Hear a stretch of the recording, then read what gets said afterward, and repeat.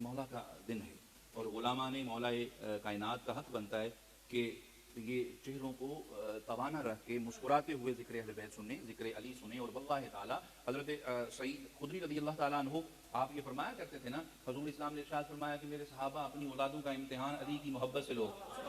सोना क्यों? फरमाया जो अली का जिक्र सुन के मुस्कुरा पड़े, चेहरा गुलाब की तरह खिल जाए, वो तुम्हारा है, और जिसका चेहरा मुरझा जाए तो अड्डा नहीं दे, तो अड्डा नहीं दे। इसलिए मैं ये अर्ज करता होता हूँ, अली का जिक्र सुनते हुए अगर कोई गम भी हो थोड़ा सा मुस्कुरा लिया करो, चाहे मसनूई क्यों नहीं, लेकिन हल्का सा खुद को तंग कर लिया करो, क्योंकि देखने वाला कहीं घर से हदीस पढ़ के ना आया हो, वो हदीस पढ़ के आया हो और आपका चेहरा उतरा हो, उसकी नजर में आप मशकूक हो जाए।